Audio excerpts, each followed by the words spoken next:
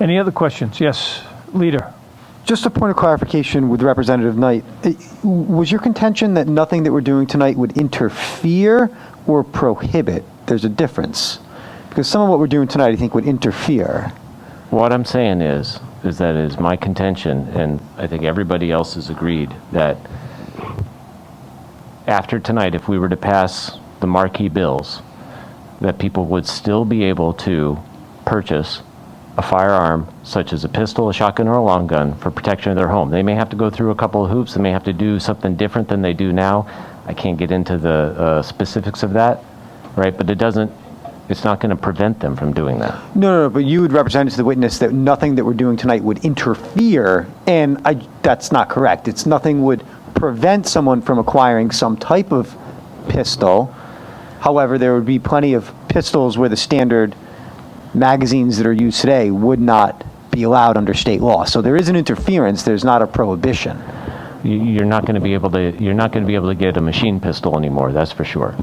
I don't know that you can get a machine pistol under current law. Currently, right now, in Rhode Island, you can have a semi-automatic machine pistol with the finger quotes. You can have a semi-automatic with a large capacity, right? That has all the characteristics that is contemplated in the bill. That's the point of the bill, is to get rid of that. So there's an interference, there's not a prohibition. Because you had said every witness agreed with you that there was no interference, and I think maybe only half the witnesses agreed, but I think that everyone would acknowledge we're interfering with some type of firearms that people can possess. We're not prohibiting someone from getting a pistol or certain rifles or certain shotguns. I hear what you're saying. Okay. And we can take that one offline. I don't necessarily agree with you, but I think it's a minor point. Chairwoman Bella Wilkinson. Thank you, Mr. Chairman. Ms. Brenda, can you hear me? Yes, I can. Just a couple of very quick questions. I'm looking at Rep. Caldwell's bill on assault weapons. You probably don't have the bill in front of you, but I was looking on page 2, line 2, where they're talking about telescopic stocks. And what exactly is a telescopic stock, and what is it used for, please? Well, obviously I'm a woman. I am a competitor, and I have an AR. And my AR does have a telescoping stock because in order for that firearm to fit me safely, I have to be able to adjust it. So you mentioned in your testimony that you are a competitor. Can you give us a sense of what the shooting is like statewide in terms of a competitive sport? How many people, if you know, engage in it, and how these bills would potentially interfere with their opportunity to compete in region or national competitions? Thank you. Okay, well, as president of the Ocean State Junior Rifle Association, I have hundreds of kids involved in competitive small ball rifle shooting. I actually have 4 kids from our state that just won invitations to go out to the Olympic Training Center. I have several kids that have been invited to West Point. I have several kids that are on full scholarships. I have one in the Air Force Academy, one in the Coast Guard Academy, one on full scholarship out in Akron. The high power community in this state, which is mostly AR-15s, there's over 100 competitors in the state, and we travel throughout the country. We actually, in this state, have the 5-time national and world high power champion that lives here in Rhode Island. And we also, just to brag on the women a little bit, our woman top shooter in the state of Rhode Island is actually a woman out of Newport, and she also competes and has placed nationally. We also have a very large pistol league, which some of these firearms do fall under that category as well. And they travel all over the state. They represent us all over the United States in the nationals. And we actually have competitors that do compete overseas. And we have a Rhode Island resident that also won the Palmyra Games in 2008. So it sounds as if Rhode Island really has a handle on competitive shooting, and that members of your organization have done exceptionally well. Congratulations on that, especially on the scholarships. That's excellent. Thank you. Can I just elaborate on that for 1 second? When we're out in the nationals, we're competing against states that have lots of acreage. And so many times they can't believe that we have such good competitors and good shooters in Rhode Island, and they ask us why. And it's because we are a small state. We are a very, tight-knit community. And because we can't go in our backyards and shoot, a lot of us can't, we actually have become really skilled. And that's why we are very, very safe in the state. You don't hear of a lot of accidents because we can't shoot in our backyard. We have to go to the gun range, which, that brings camaraderie with it, and it brings competition with it. So we offer a lot of instructional and safety classes in this state, and it is because we are a smaller state, but we've certainly made a huge impact nationally in all of these sports. Thank you for your testimony this evening, Ms. Brenda. Good luck for the future. Thank you. Okay, Tom. Mine will be quick. Thank you, Chairman. So just, if I may, through the Chairman, Representative Knight, this is my only comment to you. So I don't know that everybody purchases firearms just to protect their home. As you heard in the testimony, there's a lot of sportsmanship. There's a lot of hobbies. I hate fishing. Right, you're on a seaside community. I would not go out and spend $1,000 on a reel and a pole. I would not waste 4 hours going out or 8 hours on a boat to go fishing. No disrespect to any fishermen that are listening, right? Not my thing. But to go to the range with my AR and take the time to put a couple hundred rounds, that's my hobby, right? So again, I don't think everybody purchases in this state, as you can clearly hear, firearms just to protect their home. It's their hobby. It's their passion. It's what they like to do. And I'll be honest with you, that's really the majority of the reasons that I own what I own. Dave. Well, Mr. Chair, Oh, I'm sorry, go ahead. just through the chair, I appreciate that. I do. I grew up shooting and target shooting, and I feel the same way. And for the record, I hate fishing too. And I have a stupid hobby. I kite surf, right? It's dangerous, it's expensive, it's all that stuff, but I like to do it. My comments here, I understand there's more than one thing you can use these firearms for, but I am trying to focus tonight on the Second Amendment arguments that have been made. I know this issue touches on a whole lot of different aspects of people's lives, not the least of which is the Second Amendment issues, but and the lifestyle issues. And this is something that people feel comfortable with. It's something that they grew up with. It's there's the whole hunting side of things. There is the I recognize that some part of this is an identity thing with the American character. So I appreciate what you're saying. Thank you. At the risk of offending any of the fishermen in Rhode Island, I do read the Rhode Island Anglers monthly magazine every month. I enjoy it, but I don't fish. So, Chairman, Dave, did you all have outed you ourselves. first? And then- It go was a ahead, Dave. comment. It was a comment. Yep. Again, to the chair, if I may, to Representative Knight. Sorry, I didn't realize that was the process. First time we've been going through this, so I apologize for addressing you earlier.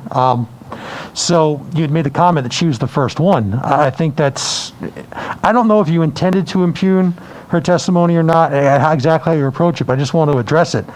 I think all the witnesses here tonight, understanding the limit in time, there was a conscious decision to break down the testimony over certain areas and certain specialties.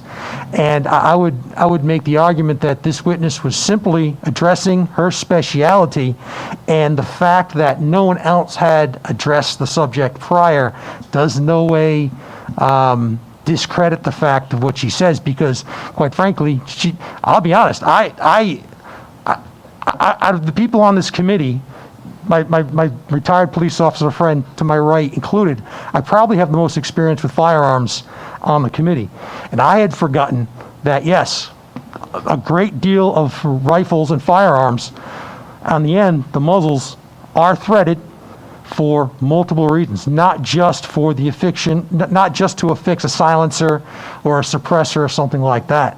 So I think that's what she's getting into, and that, again, when the folks who drafted this legislation drafted it, I think she's correct in that they may not have fully understood all the functional aspects that firearms have. And again, I'm not saying that Representative Knight was impugning the witness at all, but I wanted to clarify, based on what I heard, that I think it's very important to understand that they just broke up the testimony. She's the first one because that was her job to address it. That was where she was asked to do. So, Thank you. thank you. Dr. Kavesi. I'd just like to go on record as saying that I am pro freshwater fishing. That's it. Well, that's a bold Well, stand, given what's happened our here. money buys a lot of your boat ramps. Yes. Thank you, Chairman. The conversation kind of brought back the 1994 Gun Control Act to me, the Brady Bill, I think it was called. Yep. And within the Brady Bill, it defined semi-automatic shotgun, it defined assault rifle, and it defined semi-automatic pistols. And what it did, it said, any one of these firearms that has at least two of these features, right, and if it had two of these features, then it was a semi-automatic shotgun or an assault rifle or a semi-automatic pistol. When you go to our legislation, it mirrors those features for all three items, but it only requires one of those features to be rendered unlawful. So I don't really know the intent. I don't know if the sponsor wants to reply or one of the experts reply, but it seems like the way we're defining banned firearms goes far beyond that which the 1994 crime bill put in place for, I think it had to have been 10 or 15 years. I don't remember exactly when it expired, but maybe it's something that legal counsel would look at, because the way we're defining these banned firearms in our legislation, it only requires one of these features, and the features can be minor. A pistol grip, a flash suppressor could do it, an ammunition magazine that attaches to the pistol outside the grip. We're really going far beyond that which has always been my understanding the states were trying to codify is the federal prohibition in the Brady Act. Okay. So I just think we got to look at that and keep it in mind, please, Mr. Chair. Council, take note of that, please. Thanks, Tim. All right, if there are no other questions, the next witness is, and thank you, Brenda, or Miss Brenda. Thank you for your time. Miss Brenda, as you're known. Thank you. Okay, Major Michael Giganda, I think that's how you pronounce his name, from the City of Providence, Public Safety. Major, you on the air?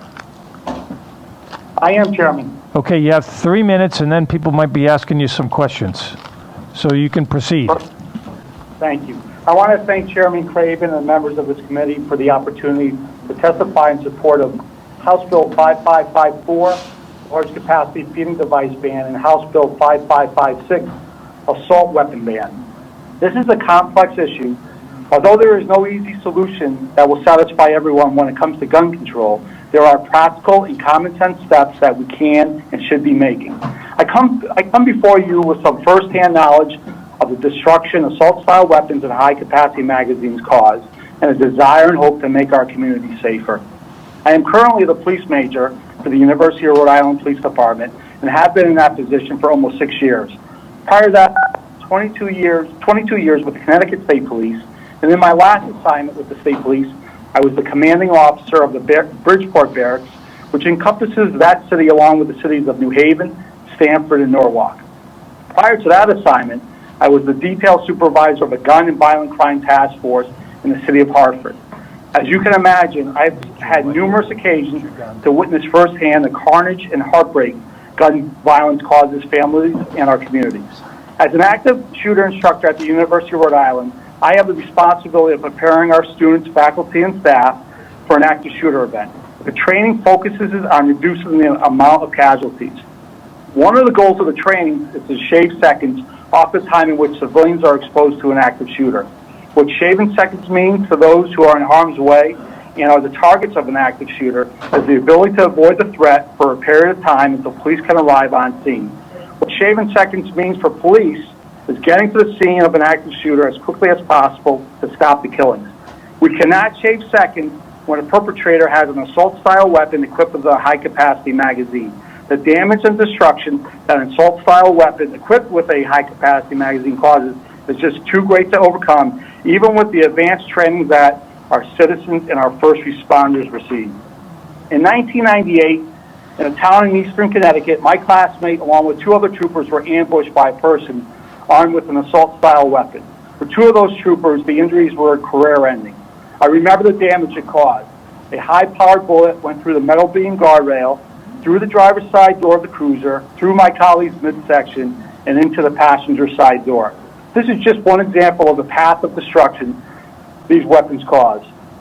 In 2012, I responded to Sandy Hook Elementary School. There's not a day that goes by that I do not think about the damage that one individual caused with his assault-style weapon equipped with a high-capacity magazine. I can guarantee all of you that if you saw what I saw that day, you would all agree that assault-style weapons and high-capacity magazines have no place in our society today. In 2013, Connecticut passed legislation restricting the use of assault-style weapons and high-capacity magazines. This was reactive legislation brought about after the massacre of Sandy Hook. Rhode Island has an opportunity to be proactive when it comes to banning an assault-style weapon and high-capacity magazines. With the recommendations from our gun safety working group, along with sensible gun laws, we can decrease the number of mass casualties that have become all too common in our country. Let's give our citizens, our first responders, our educators, and most importantly, our children, the greatest chance of protection they deserve. Thank you, Major. The committee may have some questions for you. Thank you. I don't see any. So thank you for your testimony, which brings us to the last of the support opposition witnesses, Glenn Valentine, Rhode Island Firearms Owners League. Glenn, are you on the air? Yes, how you doing? Thank you. You got 3 minutes, and then there might be some questions for you. All right, great, thanks. Hi, my name is Glenn Valentine. I'm the Vice President of the Rhode Island Firearms League. So I'll be testifying on the assault weapons ban 5556 and the magazine restriction 5554. So rather than focus on the sort of debate about whether this is constitutional, whether or not there's legitimate purposes for these firearms, I thought I would just stick to sort of the collateral effect that these bills will have if in fact they pass in totality. So, you know, the Coalition Against Gun Violence has lobbied hard to get these bills passed, and you know, they've really left legislators with the impression that these things are very rare. And I know watching the committee hearings at home, you know, it's the question as to whether these will be accessible and whether you can still purchase firearms, you know, post this passing. Is really not the point of my testimony. It's more about the numbers of firearms that these things that we currently have in the state that would be impacted by this legislation. I had gotten from the ATF the stats with respect to the numbers of guns sold in this state in the last 20 years, and it's well over 400,000 firearms. Of those 400,000, the National Shooting Sports Foundation and dealers across the state estimate that it's 80 to 85% of these firearms were subjected to the regulations in both 5556 and 5554.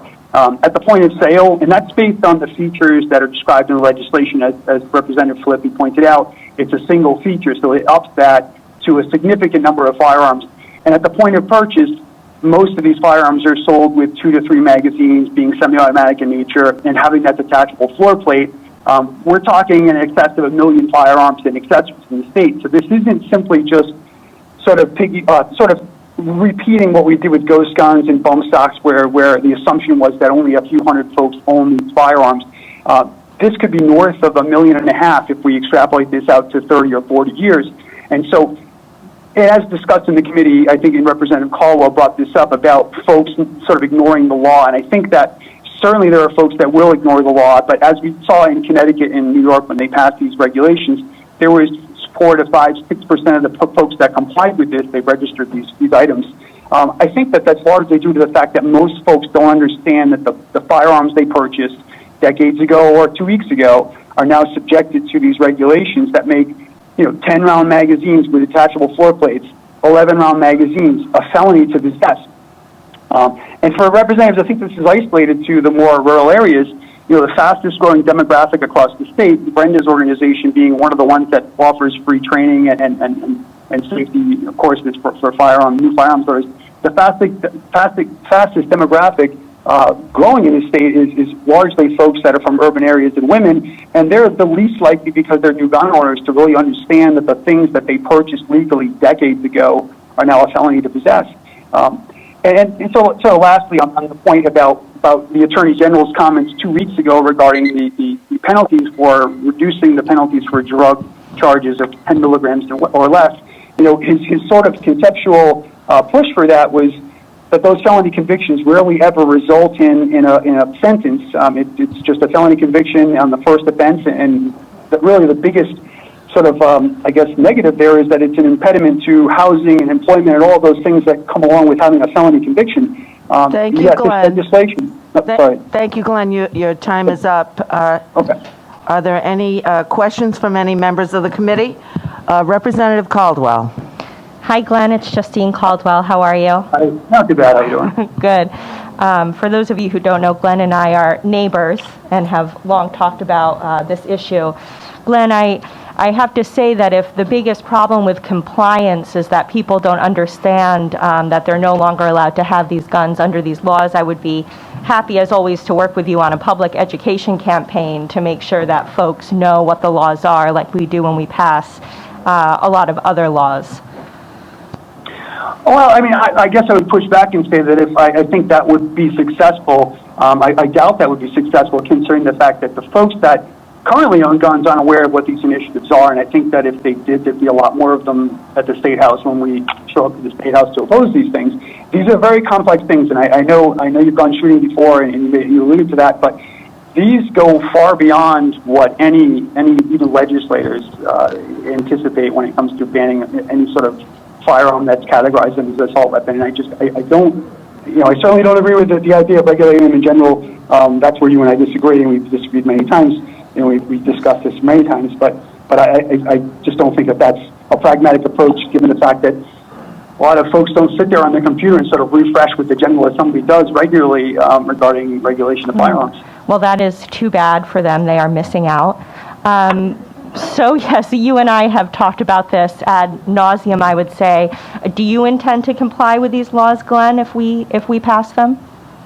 Well, I think that's a great question. I have enough knowledge of firearms to sort of create ways to make my firearms compliant with those. Not that I would want to, but I certainly have the knowledge to do that. I think the vast majority of folks that own guns maybe don't have that level of enthusiasm. They're not enthusiasts like I am and like Brenda is. And so you should be more concerned about the folks that aren't going to be aware of that, because there'll be more folks that don't comply out of just simply not understanding this sort of, like I referred to it, it's like a Monopoly game where all paths lead to prison. This is very, very restrictive regulations here that are you're debating in that committee about whether or not certain magazines that you have in that room would be regulated out of existence, debating over whether the detachable floor plate would make that 10-round magazine illegal. Based on 5554, it would eliminate every single magazine in the state of Rhode Island that holds two to whatever rounds, the limit. There's no restriction on. You would essentially wipe out all handguns. You would have absolutely no handguns in existence to be able to purchase with a magazine that's compliant. Glenn, I would just make one final point that I have to disagree with you that the non-compliance we're hearing about is because people don't know. I've had many people email all of us and message us that they are proactively intending not to comply, and your colleagues at the Second Amendment Club, who I asked this question to, also could not say whether they can comply. And I'm sure, although I actually am sure you are a very responsible and experienced gun owner, I don't think that you are more knowledgeable about it than they are, though maybe you would disagree. But, they're not complying because they don't know. They are not doing it because they disagree. So anyway, thank you, and I'm sure I'll see you around the block. We have one more question, a couple more questions, excuse me. Representative Knight. Hi, Glenn. How are you? Hi. Not too bad. How you doing? Good. I've heard the argument, the non-compliance argument, or the, people won't even know argument now a few times this evening. So I think it's worth stating, and this is not so much a question for you, but I'm just pointing out that, we change or create or delete hundreds of laws every year that affect every single citizen in the state of Rhode Island, and somehow the sky does not fall in. Somehow we don't have a compliance issue across the land when we change a traffic law, or we change a Medicaid law, or we do something with the casinos, or the cigarettes, or any other thing that we touch on when we do all our bills. So I think everyone would be good to remember that when we change a law, there's going to be some public education that goes into it, but eventually the citizenry will know generally what's legal and not legal, depending on what happens in this committee. Chairman Corvese. Glenn, how are you? Sir, how you doing? Good. Now that I've got my second win, let me just say this. I think Representative Caldwell really is onto something. I think that there would be a great number of gun owners who would not comply because they would feel it was an unjust law. And I think what you would have would be almost an inverse era of prohibition, where you would have individuals, I've talked to many, who say that they would not comply because they feel it is unjust, because feel that it is unconstitutional, and that they viscerally feel that it's un-American, because we've been taught about the Second Amendment. We've talked about and had ingrained in us as a people that we have the right to bear arms. Whether or not the populace goes into the weeds on the details of that or what have you, they feel they have a right to bear arms, and they're not going to give them up for anything. Sure. Yeah. Any more- I'm sure there are a lot of folks, yeah. Any more questions of this witness? Seeing none, thank you, Glenn. Thank you. That ends the 3-minute portion of this. Oh, sorry.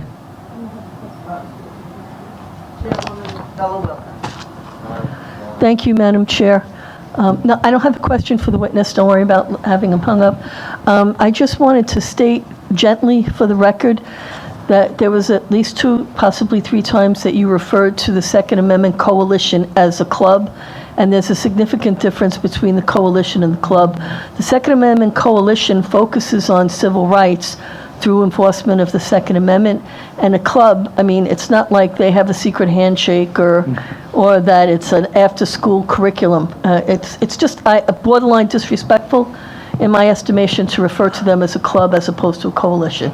If that is what folks are finding the most disrespectful here tonight, I certainly am sorry and didn't mean no ill intent by that designation.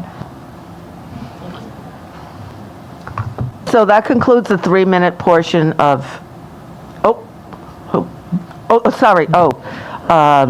Representative Place, I believe you wanted to enter something into the record. I did, and I also, if you don't mind, I'd also make a comment real quick, but I'll get the technicality out of the way first. I'd like to enter the record the policy that I stated earlier when the state police captain was on the provisions of storing weapons, specifically on page 2, down at the bottom in the 4th paragraph C. It recommends that when storing the division, i.e. state police weapon for short durations, if you read the document, it would mean generally overnight, because they go back between overnight and long term.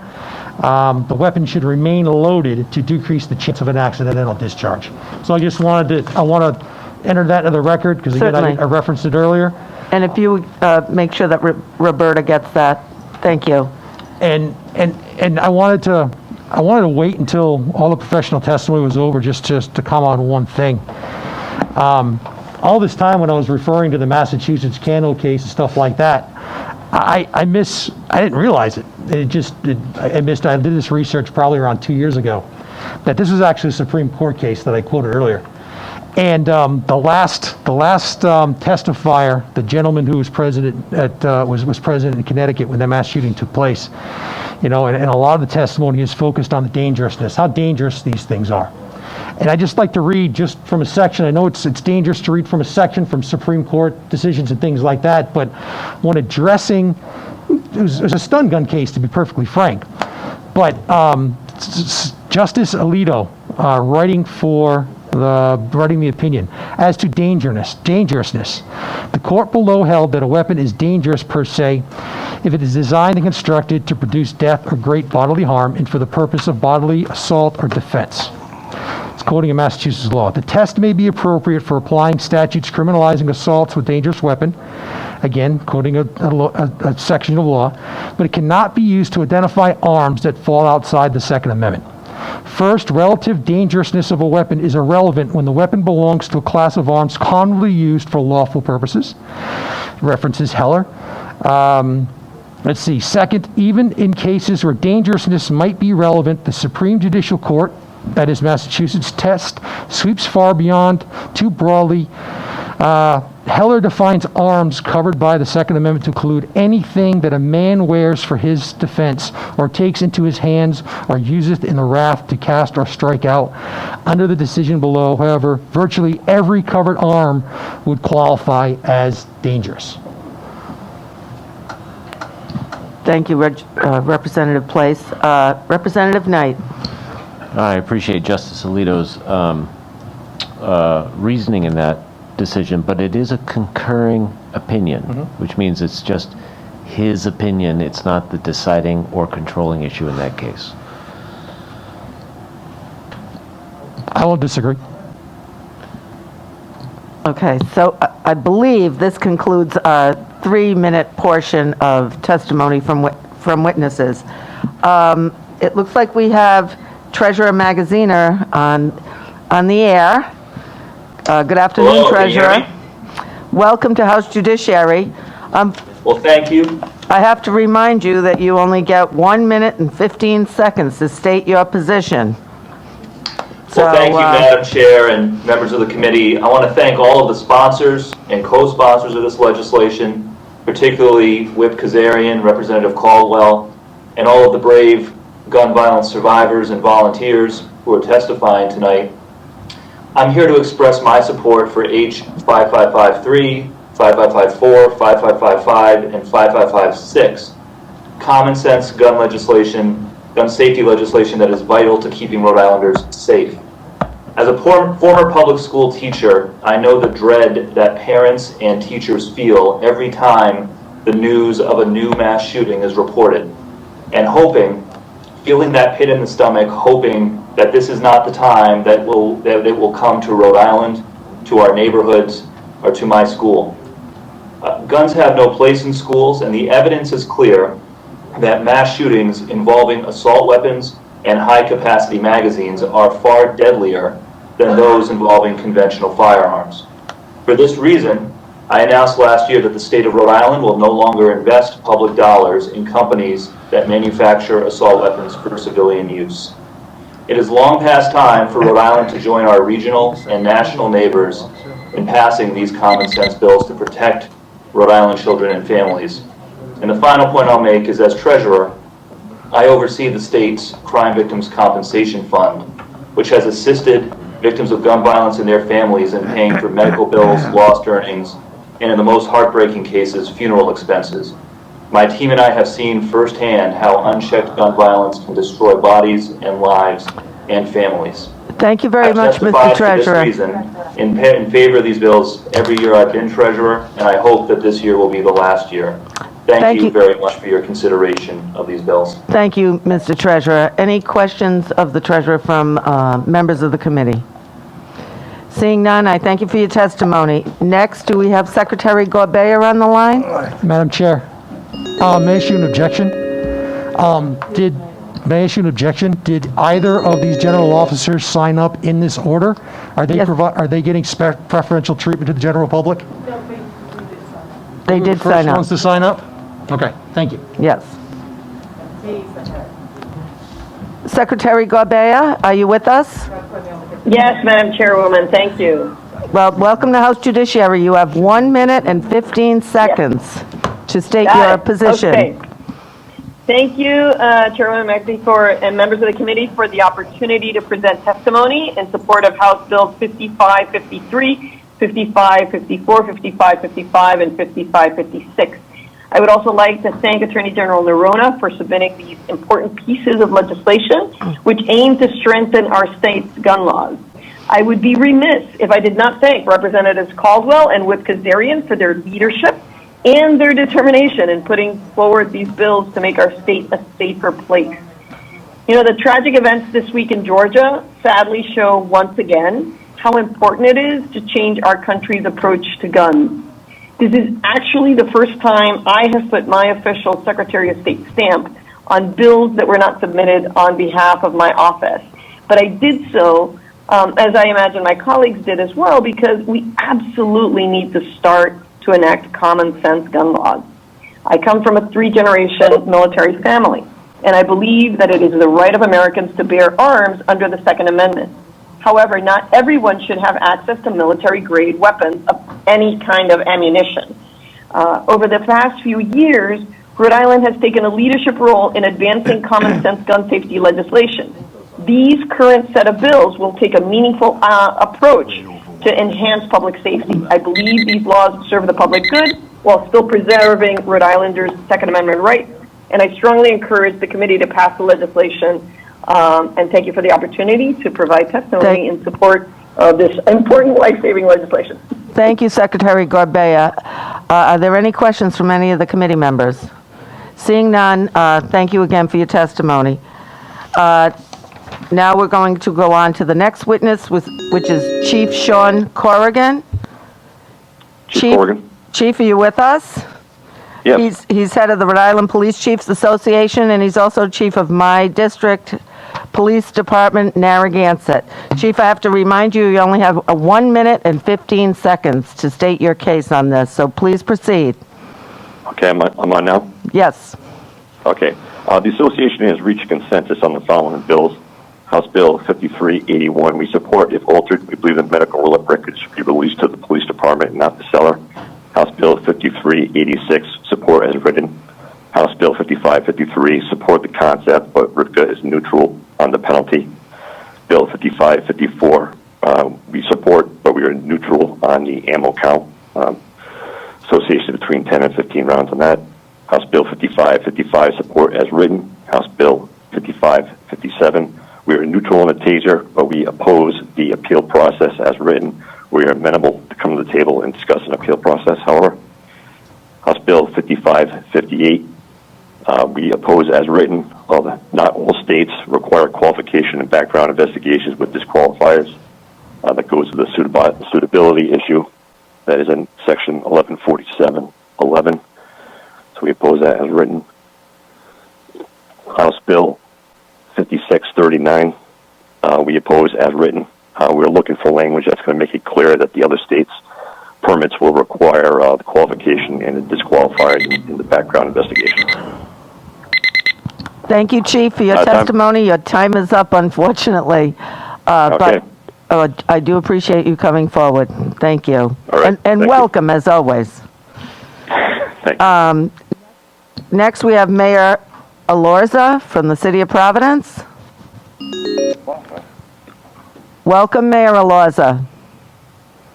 Hi, thank you for having me, and thank you for the consideration. You only have 1 minute and 15 seconds, so please proceed. I'll make it quick. I want to say thank you first and foremost to all the leaders at the General Assembly who have been championing these issues, and I also want to say thank you to all of the advocates that continue to push for this every year. You know, sensible gun control legislation is something that enjoys broad and strong bipartisan support throughout society, and I hope this is the year that we can bring meaningful common sense gun control to the state of Rhode Island. Thank you all.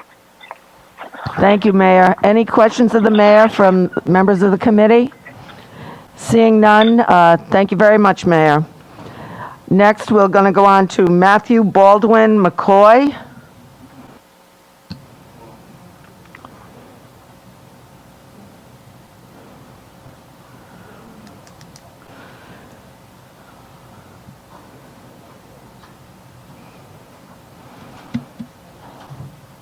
Is he with us?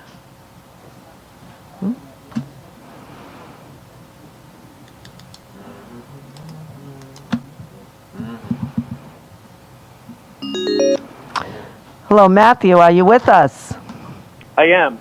Am I Welcome. ready? Now, Matthew, please state your name, city and town, and make a 1-minute, 15-second statement, please. And welcome to House Judiciary. Right. My name is Matthew McCoy. I live in North Kingstown, and Representative Julie Casimiro is my state rep. I am a retired naval officer with 23 years of military service. I am experienced in the use of both semi-automatic and automatic firearms. I am a volunteer with the Rhode Island Chapter of Moms Demand Action for Gun Sense in America. I support H5969 and believe that the open carry of loaded long guns in public poses a significant threat to public safety. In the Navy, I was qualified to carry a variety of firearms in the performance of my duties as a member of the ship's security force and boarding team. We use these weapons to intimidate and deter potential attackers. This became vitally important while serving overseas following the terrorist attacks of 9/11. The open carry of loaded long guns belongs in a military setting. It has no place on our streets and in public places. I would be intimidated by armed members of domestic violent, extremist, or hate groups engaged in public protest. I ask you to support H5969 and advance it to the House floor for a vote. Thank you. Thank you, Matthew. Any questions of this witness? Madam Chair, I have no questions, but I do have a comment, please. Please proceed, Representative Play. Everything we've been trying to do about this hearing from the beginning has been try to balance things out between the two sides of the argument. And what's becoming clear to me is that balance has just been thrown off. Regardless, yes, they may be getting the first, maybe all be getting the one, but obviously there was a mechanism for people who are in support of the legislation, the majority of the legislation, to get preferential treatment in some way, shape, or form and move to the front of the line, because we've just gone through 4 people who have testified. And I personally, I don't care if they're general officers or not, because they're a co-equal branch of government. We owe them no deference when they come before us. And we have now gone through 4 people in a row that are all in support of what pro-Second Amendment individual would say is gun control legislation. So I'd just like to issue that as an objection, and I would hope that next year, if we do this again, that will be rectified. Thank you. Just so you know, the next 2 are oppose the legislation. So I think you spoke prematurely. Our next witness is Kirk Robinson.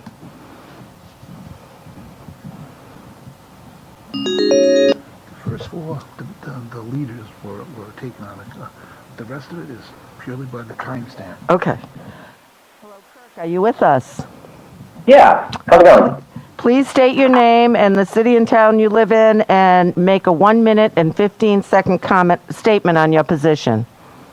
Yeah, I'll try to be quick. My name is Kirk Robinson. I live in Providence. I'm calling to oppose H5395.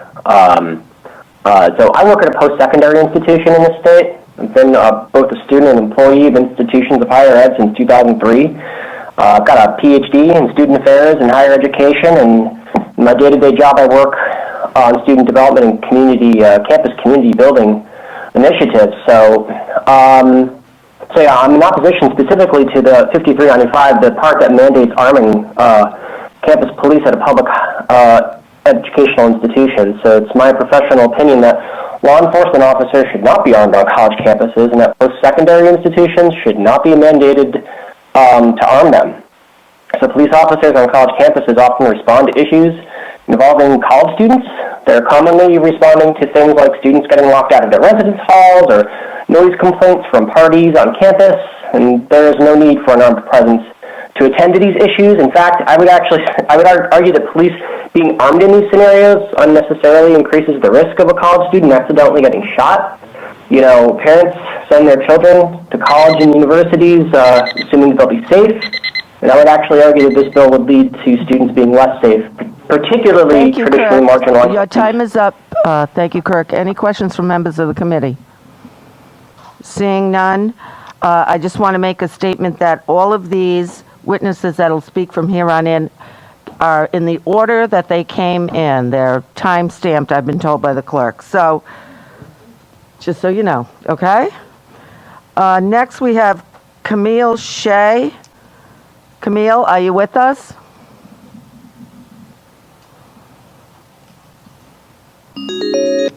Hello, Camille. Hi, this is Hi. Camille. Please state your name, the city and town you're from, and make a 1 minute and 15-second statement, please. Okay. Hi, I'm Camille Shea. I'm a resident of Providence, Rhode Island. I'm calling I'm calling against Bill number H5395.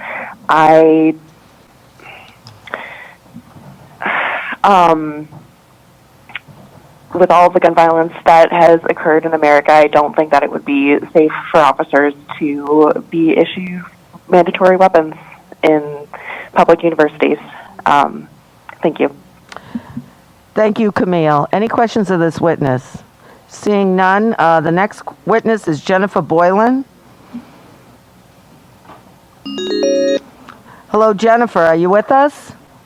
Yes, I am. Please state your name and the city and town you're from and make a 1 minute and 15-second statement, please.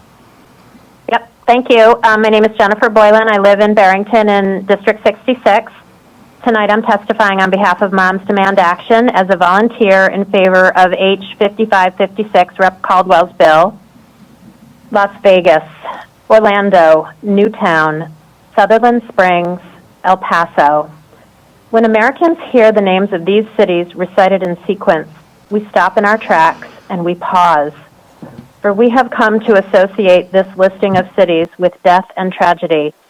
And indeed, the 5 deadliest mass shootings in America all involved the use of assault weapons.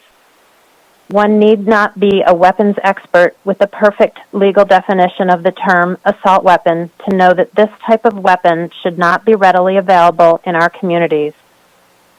I've been attending hearings on various iterations of this bill for nearly a decade. It's past time to pass this important bill to the House floor for a vote to reduce the likelihood of a devastating mass shooting from happening here in Rhode Island. Thank you. Thank you, Jennifer. Any questions of this witness? Seeing none, our next witness is Nick Procia. Hi, Nick. Are you with Yes. us? Please state I your am. name and the city and town that you're from and make a 1 minute, 15-second statement, please. Okay, my name is Nick Procia. I am from North Kingstown, and I am talking against the bill of 5381. This bill here evidently explains that the firearm dealership could actually request medical records of a purchaser, whether it be alcohol, drug abuse, mental health. I think this is a very slippery slope we're heading down. If you're familiar with, obviously, the HIPAA laws, there are people that do have addictions and do have issues that are going for medical treatment, but they do not have any conviction. So they're being treated like a criminal, even though they're not criminals. Drug abuse, this could be 2 things. This could be an illegal substance, which obviously by law, the law states that if you own a firearm and you are caught with drugs, you lose that firearm. That's already on the books. There's people that are addicted to pain medicine because maybe of an accident. These folks have never committed a crime. These folks have never been should never be treated like a criminal just because they may have become addicted to pain medicine or something of that nature. This is not fair for them to be labeled as someone who actually is abusing. The Thank you, other Nick, issue for is your testimony. Your time is up. Any questions of this witness? Chairman Corvese. Real quick, sir. Give us the. Yes. You were about to say there were 2 other bills that you were opposed. Just give us the name. Just give us the numbers, please. The assault weapons ban and high capacity. Thank you very much. Yep. No, thank you very much. All right, thank you. Thank you, Doc. Any other questions? Hearing none. Our next witness is Ann Gertman. Hello, Ann. Are you with us? Yes, I am. Okay, please state your name, the city and town, and make a 1 minute, 15-second statement. Thank you. Good evening. My name is Ann Giertmann. I live in North Kingstown. Our country has experienced far too many gun-related tragedies. And as a mom and an educator, I'm concerned about the safety of my children and students. We need to see gun violence for what it is, a public health crisis. And I'm asking our lawmakers to prioritize common sense gun laws. Tonight, I will be testifying in favor of H5554, a bill sponsored by Representative Caldwell and 39 other representatives to prohibit high-capacity magazines capable of holding more than 10 rounds of ammunition. I strongly support this bill because it would help prevent gun violence, particularly mass shootings. Mass shootings leave survivors scarred and traumatized. They make us all fear for the safety of our public spaces, and they tear communities apart at the seams, forever linking them with mass death and bloodshed. Let's pass this bill and help keep Rhode Island safe. Thank you for your time. Thank you, Ann. Any questions of this witness? Seeing none, our next witness is Brian Andrew Blake. Hi, Brian, are you with us? I am. Please state your name and the city and town where you live and make a 1-minute, 15-second statement. Okay, thank you. My name is Brian Blake. I'm from 40 Coyle Ave, Rumford, Rhode Island, zip code 02916. I just wanted to voice my opinion on all these bills that are being heard today, mostly in conjunction with the COVID restrictions and how we're so limited.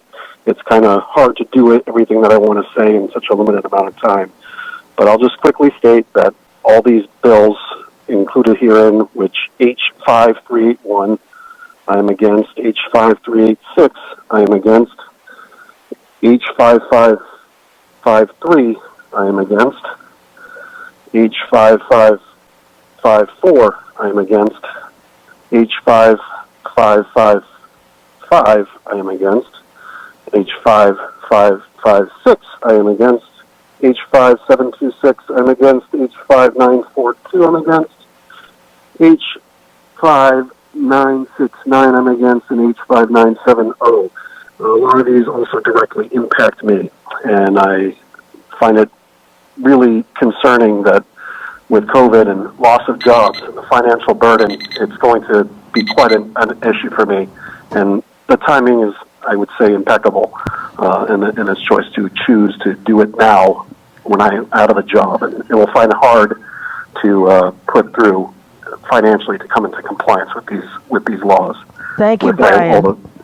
Thank you for your testimony. Any questions from any members of the committee? Seeing none, our next witness is Candace Brown Casey.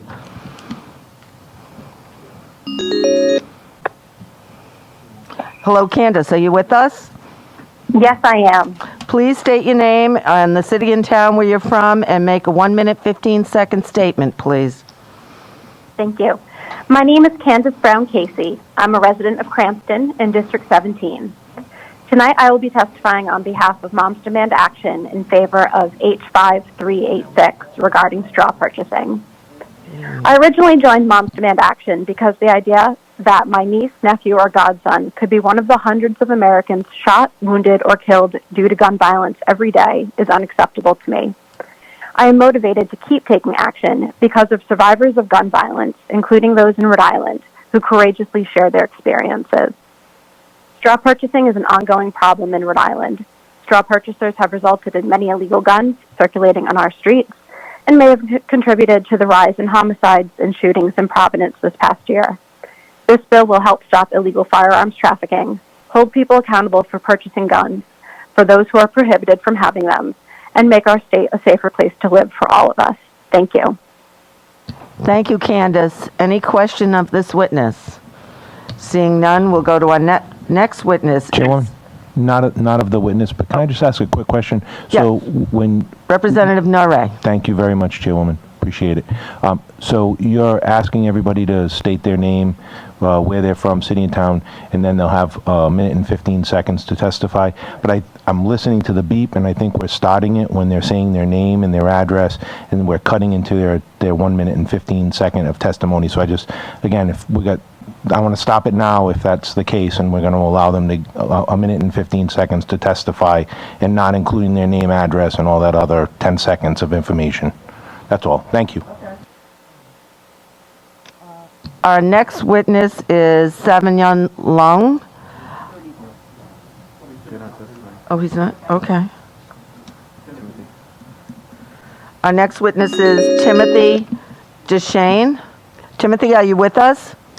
Yes, this is Timothy Deshane from North Smithfield. And you have 1 minute and 15 seconds to make a statement, please. Okay. I'm going to make a statement particularly about H5381 with the addition of requiring a medical provider to authorize release. My issue is that in this state and country where we do not have guaranteed health care, requiring someone to have a primary care provider to access a constitutional right seems a little backwards. And I'm also concerned that it's going to further stigmatize mental illness and cause people to avoid treatment. This is coming from, I'm a war veteran and also with diagnosed PTSD, who was, I think at first, scared to get help because of the implications of what that would say about me. So that is pretty much my statement in a nutshell. Thank you very much, Timothy. Any questions of this witness? Seeing none, our next witness is Kevin Vendecully. Hello, Kevin. Are you with us? Yes, I am. Can you say, Chairwoman? So you have 1 minute and 15 seconds to proceed. Could you please say your last name? Kevin Vendecully. Proceed. Perfect. So I grew up on a horse farm here in Little Compton. I've lived here my whole life with horses, cats, dogs, a couple puppies. Life here is a little bit different than where you all come from. I'm sure everybody comes from a different place. We don't have leash laws. We have space to let our animals out in the morning and back in at night. If I had kids, I'd do the same. It's sort of the way of life out here. It's rural and woodsy. Unfortunately, that brings with it the threat of predators. Brings me to my point. We see coyotes here regularly. They travel in packs. There's tons of them. I'm terrified that at some point they're going to get my cat or my puppies.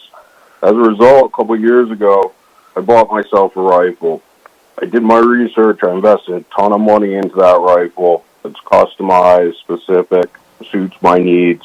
Only use it for that purpose. I'm not a big gunny. I don't go out to the range. I don't shoot a lot, but I use it to protect my animals because of coyotes. A couple of years ago, working in my office, and my wife yelled, "Honey, there's a coyote in the front yard." And sure enough, there were 7 of them about 20 feet away from my puppies. If I hadn't been prepared to act quickly, I'm pretty sure the puppies would have been coyote food. I don't identify myself as a coyote hunter, but I'm glad I bought that rifle. That right there, although it may sound countrified to y'all, is why I'm offering the testimony. What some people refer to as an assault rifle and a weapon of war is, to me, a honey, there's a coyote in the yard gun. All right. Thank you, Kevin, for your testimony. Your time is up. Any questions of this witness? Seeing none, our next witness is John Avajan.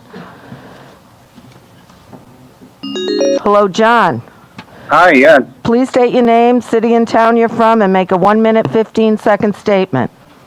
Okay, my name is John Avgian. I'm from Coventry, Rhode Island, and I oppose 5381. I believe it violates HIPAA rights.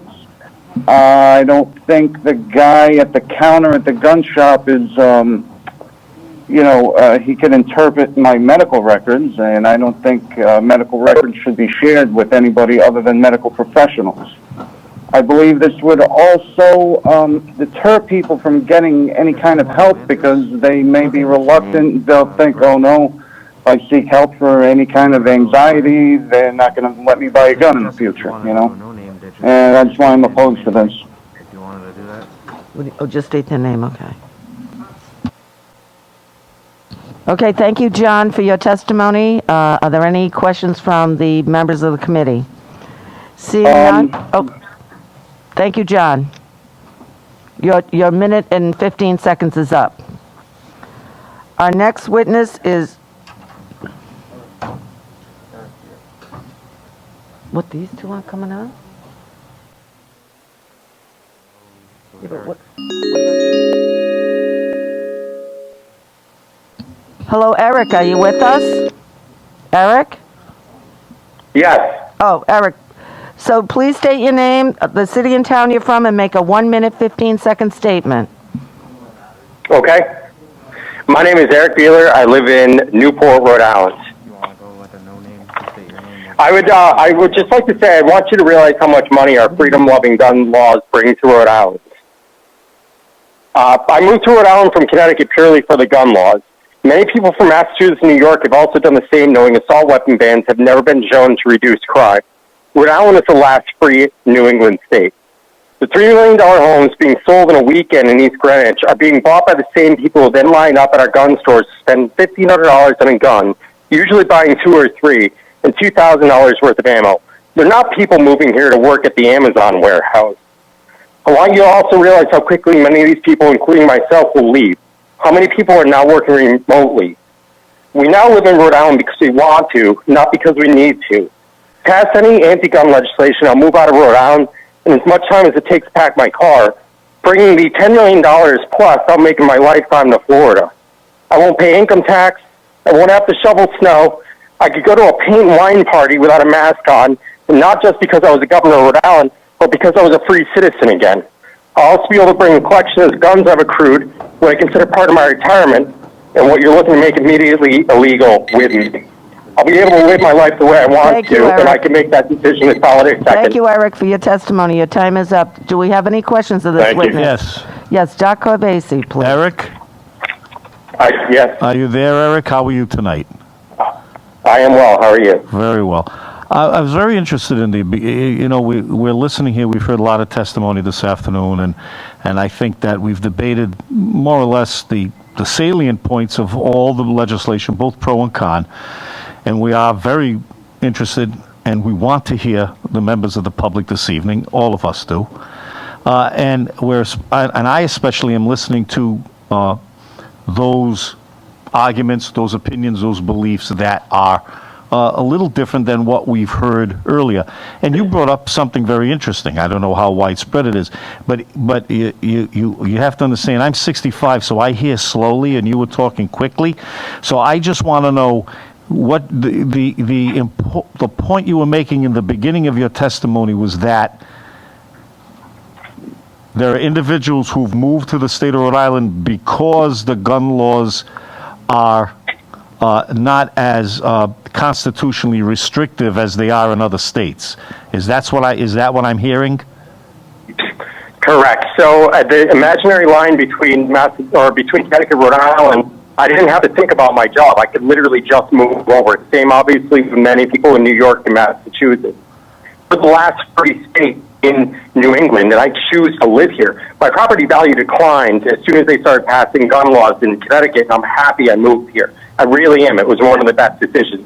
But with that being said, I'm going to be the first one to also leave here, because this, as this shall not be infringed, is infringed upon. That's just the beginning of everything. You can watch businesses start to close their doors. Connecticut lost Stag Arms, they lost Colt, they lost everybody else, and a lot of other companies followed. GE, a whole bunch of those other companies, because it was just government oversight. Well, I appreciate. I just want to say that I appreciate your perspective. It was a novel perspective, and I thank you for your testimony this evening. Thank you very much for your time. Thank you, Eric. Next witness. Hi, you're on the air in House Judiciary. Please state your name and the city and town you're from, and make a 1-minute, 15-second statement. My name is Alex Costosa from Johnston, Rhode Island. And in reference to the program bill 5558, I think reciprocity should be nationwide, just like a driver's license. As far as the permit to carry situation, we are qualified, trained, and educated and licensed. So I think that should be recognized everywhere. I'm an 8-year Marine Corps war veteran, and I find it that people like us are being targeted for traveling freely throughout the country. I find it impossible to go anywhere without traveling out of the state. So it only takes 15 minutes to go from Rhode Island to Massachusetts or to Connecticut. I think it's foolish that we don't have a license that can be used in other states, just like a regular driver's license. It just doesn't make any sense. I'm still the same person holding the license that I'm trained to hold, and it should be recognized in other states. That's all I have. All right, thank you, Alex. You have some questions here. Chairman Corvese, please. Not a question, just thank you for your opinion and thank you for your service. Representative very Norrie.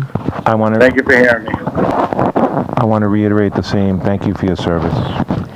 And I also would like to say thank you for your service, Alex. I'm sure the whole committee does. I appreciate it. Thank you. Oh, excuse me, Chairwoman Bella Wilkins. Hi, Alex. Can you hear me? Yes, I can. Can you please tell me what states you have you are licensed to carry in, please? Right now, I'm in the process of getting my Rhode Island, and I have a reciprocity permit that is covered in 37 states, other than Connecticut and Massachusetts and Rhode Island. Those are not included in New York. Okay. So, just traveling, I find it to be cumbersome if I can go hiking in the woods with my daughter and carry with me up in New Hampshire, and then we go to drive home and I have to pull over, lock up my pistol, and I'm still the same person driving through. I think it's ridiculous. I think it should just be universal. It just doesn't make any sense why it isn't. Thank you. Thank you for your testimony this evening. I appreciate it. Thanks for the question. Thanks, Eric. Next witness, please. Hi, welcome to House Judiciary. Please state your name and the city and town you're from, and make a 1-minute, 15-second statement. Yes, Dimitri Mancini, Cranston, Rhode Island. Welcome, Dimitri. Thank Please you. proceed. I'm just calling in tonight. We got to do that every year. We get our yellow shirts. We come to the State House. We used to come in person. Now it's on the phone, and we got to remind everybody that we do here in Rhode Island have a Second Amendment right, and it shall not be infringed. And I am in opposition of all the gun control bills, the assault weapons ban, the guns in the schools, on school property. But I am in support of the CCW reparation that allowed CCW holders in Rhode Island to carry in Mass and Connecticut. I think that's really silly that if I get a carry permit in Rhode Island, I can't carry it anywhere else in the country. I support the constitutional carry that allows all law-abiding Rhode Islanders to carry their firearms without permit, and we shouldn't have to go through the AG's office or our local police chief in order to exercise our Second Amendment right. Thank you, Dimitri, for your testimony. Your time is up. Any questions of this witness? Seeing none, can we have the next witness, please? Hello, welcome to House Judiciary. Please state your name, the city and town you're from, and make a 1-minute, 15-second statement, please. Hi, my name is Raphael from Coventry, and I oppose all gun bills, specifically H.554 and H.5556.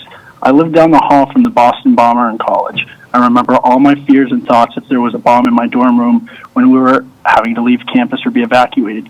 Looking back, instead of irrational fear and advocating for kids to go through an intensive background check to get into schools, I realized not only was that statistically very rare to happen to me, but that deranged people don't need firearms to instill or do harm. The gun legislation does nothing to curb gun violence and will only impact Rhode Island citizens. There's no such thing as assault weapons. One of the officers there realistically has a 9mm Glock. The magazine from that handgun and its ammunition can be used in AR-9s. Is that AR magically more dangerous than that handgun? With 12-gauge shotguns using the same 12-gauge round in an AR-12, is it magically more dangerous? Or a stereotypical hunting rifle with a .308 round used in AR-10s that people use to hunt with? Just like the saying, ignorance is no excuse of the law, ignorance of instilling fear of your rights and trying to ban them is no excuse either. Thank you, Raphael. Any questions of this witness from any member of the committee? Yes, Representative Norrie. Raphael, rep from Coventry, Tom Naray, thank you for your testimony. I don't know if you're in my district, but I appreciate you taking the time. Thank you. Thank you, Raphael. Next witness, please. Hello and welcome to House Judiciary. Please state your name, the city and town you're from, and you have 1 minute and 15 seconds to make a statement. Hi, my name is Mike Luciano. I just wanted to submit that Representative Cornwell is misleading Rhode Islanders based on 5553, 54, and 56. 53, she's saying that it's safe storage, but in reality, there's no exemptions for personal use, permit holders, or even maintenance on your firearms. Large capacity devices, it essentially outlaws all magazines that are on the market today. The assault weapons ban, it outlaws most semi-automatic rifles and many handguns. So, you know, she wants to basically punish Rhode Islanders, law-abiding Rhode Islanders, for things that might happen. We need to focus on criminal behavior and not punish Rhode Islanders. Thank you, Michael, for your testimony. Any questions from any member of the committee? I have one. Vice Chair Knight. Hello, Michael. Are you aware that in addition to Representative Caldwell on those bills, that there are approximately 39 other representatives who have sponsored the bill? In other words, they're all left-wingers. I hear you, but in other words, you focused your comments exclusively on Rep. Caldwell. And okay, so I'll rectify my comments, and I'll say that they're for all left-wingers. They want to outlaw guns. They want to disarm the public. And that is not the American way, sir. We are law-abiding citizens that are safe Rhode Islanders, that we're target shooters, we're competitive shooters, we like to hunt, we like to protect our families. Sir, we are not out to hurt anyone. And I also submit that Representative Caldwell tries to make us all look like demons when she talks about these emails. How does she even know that the emails, the threatening emails, are coming from people like us? We're not out to hurt anyone. Sir, that's a topic for a different day. My point for you was... it's for today, sir. No. It's absolutely for today. It's Representative Caldwell's emails are not necessarily germane to the substance of the bills today. I just was hoping that you knew that there were co-sponsors on these bills. Thank you. No, I'm saying that most of these bills are put out by left-wing organizations and left-wing people who are getting money from outside of Rhode Island that want to disarm the public. Thank you, Michael. You have one more question. Chairman Corvese. Not so much a question. I'm going to wade in here and see how well I do. Let me just say that I can't believe I'm going to say this. Not all of the signatories on the bill were left-wingers. Now, to be fair, not all the signatories on the bill probably want to see the bill come to the floor.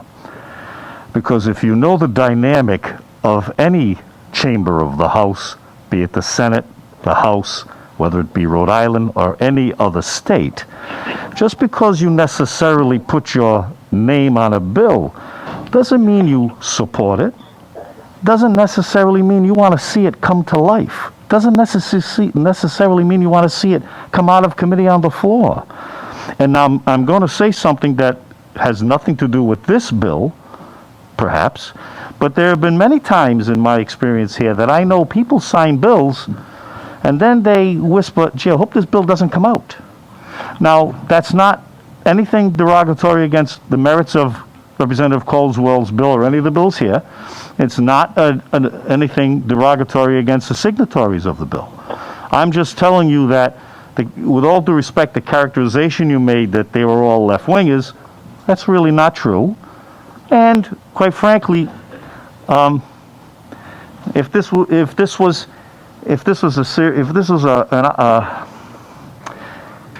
signatures were genes, and we were talking about genetics, we would talk about the penetrance of the gene, there are some signatures that have more substance with regard to the issue than others. So you can't. Well, I have you to can't ask you- let me. can I ask Excuse you me. a question, I was sir? still talking. So Okay, so I'm the sorry. characterization. I apologize. The characterization that there was all left-wingers and they're out-of-state money, what have you, is not necessarily an appropriate characterization. And the reason why I'm saying this is just as a matter of fairness. I'm opposed to the bill. I'm opposed to the bills. But I think that sometimes the pendulum swings a little bit too far on one side or the other, and we have to get a little bit to the middle. So I just wanted not to correct you, but to give you a different perspective onto what that means. And I hope I hope I was eloquent enough to explain what I meant without insulting anyone. I'm not sure I agree with you on all that. understand. Excuse me, Michael, your time is Yes. up, my friend. Well, I thought I was no, still dealing with a question. No, there was no question. So I don't necessarily agree with you, Doc. I think most of the signatures on this bill are people who want to see these move forward. So we will respectfully disagree. Next witness, please.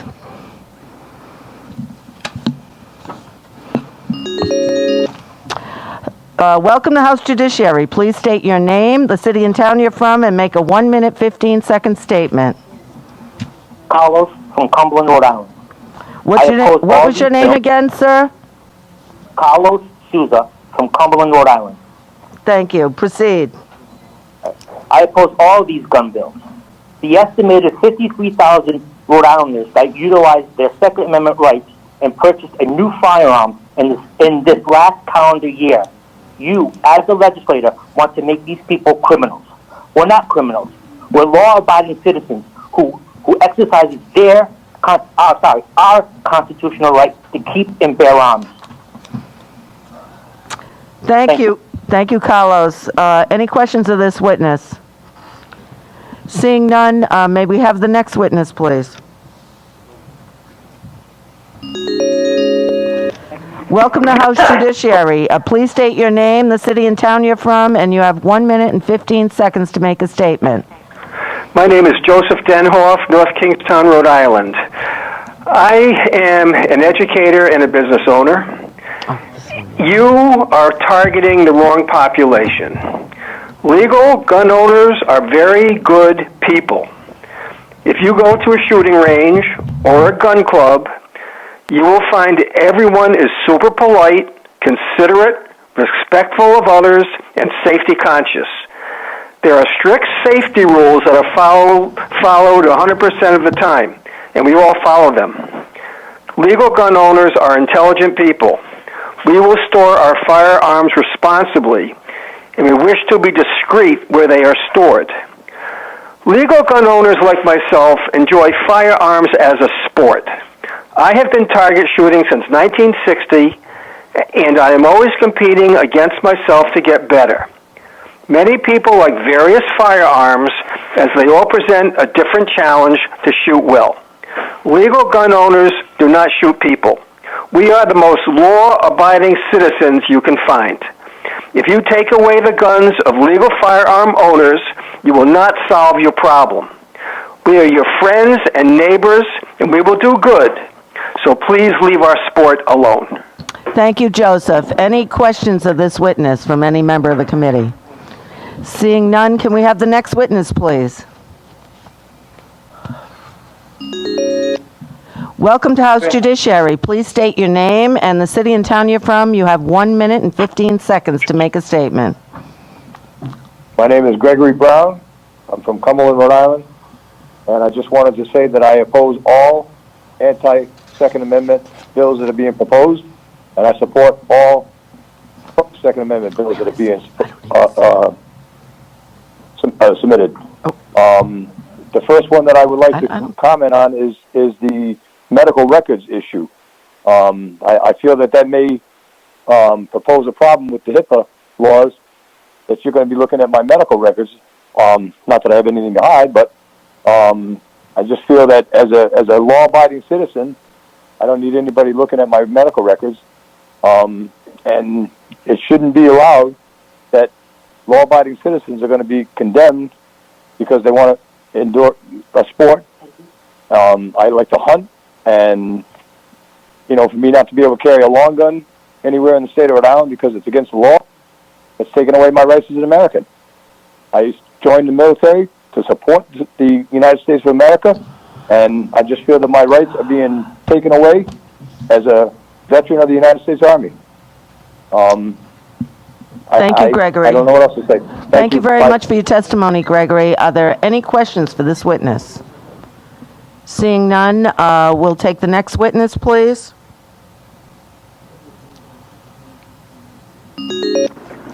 Welcome to House Judiciary. Please state your name and the city and town you're from, and you have 1 minute and 15 seconds to make a statement. Please proceed. Okay, my name is Donald Ropp Jr., West Warwick, Rhode Island. Welcome. Proceed, please. Pardon? Please proceed with your testimony. I disapprove with this legislation. Thank you. Is that it? You're welcome. That's it, yep. Thank you very much for your testimony. That was quick. Any questions of this witness? Oh, no, ma'am. Mr. Rocks from West Warwick. We say it simple there, right? There's no BS. Thank you, Mr. Rock. No, absolutely, yes. Thank you for your testimony. May we have the next witness, please? Welcome to House Judiciary. Please state your name and the town you're from, and you have 1 minute and 15 seconds to make a statement. Please proceed. Hello? Okay, yes, I'm sorry. Yes, this is Edward Mendez. I'm in Providence, Rhode Island. Please proceed, Edward. Okay, I'll just be 10 seconds because I have to look up something. Hopefully I can get it in time. Well, I'm just going to say this because I don't have the information in front of me, all of it. I am for the Second Amendment, gun rights. I believe that we are, by the Second Amendment, allowed to own firearms in our homes, and I fill out the information online, and I stand by that. Thank you. Bye. Thank you, Edward. Any questions of this witness? Seeing none? None. Thank you. None. Next witness, please. Welcome to House Judiciary. Please state your name and the city and town you're from, and you have 1 minute and 15 seconds to make a statement. Okay, my name is Alfred Allen in Warwick. Okay, I'm opposed to 5381, 5554, 5556, and all the other anti-gun bills that are on the list. I believe the Second Amendment is a right. It is a right. I know it for a fact it's a right. It's not a privilege, and it should not be infringed upon in any way, shape, or form. That kind of starts it off. Second thing is the assault weapon, AR-15s, and the rest of the so-called assault weapons that you classify as assault weapons are not really any different than any other firearm. They're far more powerful, more deadly, and devastating weapons out there than the AR-15. If you do any research on it, you'd know that. Second of all, the laws on the books are more than enough, and we have some very good laws in this state. And if more of those laws were enforced instead of letting criminals, drug addicts, and gang members slip through the cracks and cause most of the devastation that we see on the nightly news and inspires people to come up with crazy laws like this, we wouldn't have the problems we have. It's really a shame that, people just can't open their eyes and see the facts instead of trying to come up with some kind of a political narrative to try to drive a point. And the other thing is the assault weapons, what they call assault weapons are really not assault weapons at all. Thank you, Alfred. Your time is up. Are there any questions of this witness? Seeing none, may we please have the next witness? Welcome to House Judiciary. Please state your name, the city and town you're from, and make a 1 minute and 15 second statement, please. My name is Michelle Kamara, Cranston, Rhode Island, and I am here. Please proceed. Hi. Yes. Please proceed. I am against all of the anti-gun bills. As a woman and a 2A mom, I am appalled that they want to stop us from carrying legally. There is nothing wrong. We're law-abiding citizens. I'm a mother, a grandmother. I have school-age children and grandchildren, and I would be 100% fine with a teacher that carries. Well, thank you very much, Michelle. I'm not opposed to any of those good gun bills. I think that they're all, especially the reciprocity bills. It's great that we should be able to go from city to city. Well, thank you very much, Michelle. Are there any questions of this witness? Seeing none, we'll take the next witness, please.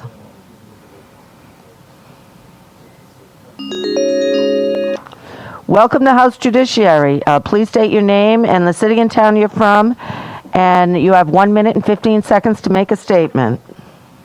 Hi, my name is Paul Smith. I'm from Warwick, Rhode Island, and I'm in opposition to a number of the proposed gun control proposed legislation. Specifically, 556 with the assault weapons ban. I was in the Marine Corps for a number of years. I handled the weapon quite often. In the Marine Corps, the weapon was considered a small arms device. In the hands of law enforcement, it's considered a personal protective device, a cruiser rifle. But now that I own it, it's considered an assault rifle, and it's still the same device. So I don't understand the need to ban it. It was designed for personal protection. The magazine capacity, H554, I'm opposed to that as well. The standard magazine capacity is just 30 rounds.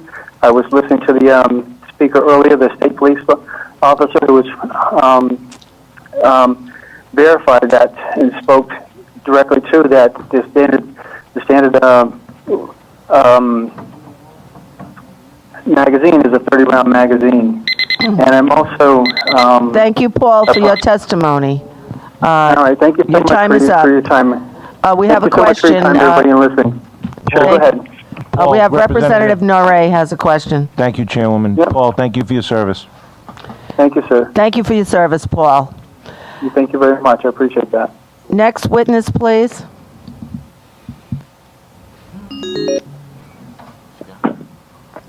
Welcome to House Judiciary. Please state your name and the city and town you're from. You have 1 minute and 15 seconds to make a statement. Soka M., town of Richmond, Rhode Island. I oppose. What was your name again, sir? Soka M. from Richmond, Rhode Island. Oh, thank you. Are you finished with your testimony? Yes, I oppose. Well, thank you very much for your testimony. Any questions of this witness? Seeing none? No, none. Thank you. We will now proceed to the next witness, please. Welcome to House Judiciary. Please state your name and the city and town you're from, and you have 1 minute and 15 seconds to make a statement. Please proceed. Amy Herlihy, Barrington, Rhode Island. Thank you, Chair Craven and other committee Is members. it Erin? Erin, we can't hear you. Oh, Amy Herlihy. Amy. Thank you, Amy. Please proceed. Thank you, Chair Craven and other committee members for the opportunity to testify. My name is Amy Herlihy, and I'm here on behalf of the Rhode Island chapter of Moms Demand Action for Gun Sense in America. I am a mother, a speech-language pathologist for a local school department, and a constituent of Rep. Kassar. Moms Demand Action supports H. 5555, legislation that would prohibit concealed carry permit holders from carrying hidden, loaded guns in our K-12 schools. And we are grateful to Rep. Kassarian for her leadership in prioritizing the safety of our children. Knowing that someone could be carrying a concealed loaded weapon into my children's school or my school, places that should be havens of safety and learning, is horrifying. Allowing concealed carry permit holders to carry firearms at school places children at greater risk of being harmed by guns, and the idea that these armed individuals will stop active shooters in schools is unrealistic. Guns have no place in our schools because children deserve to be safe. I urge you to move this bill to the House floor for a vote. Thank you, Amy, for your testimony. Are there any questions of this witness? Seeing none, can we have the next witness, please?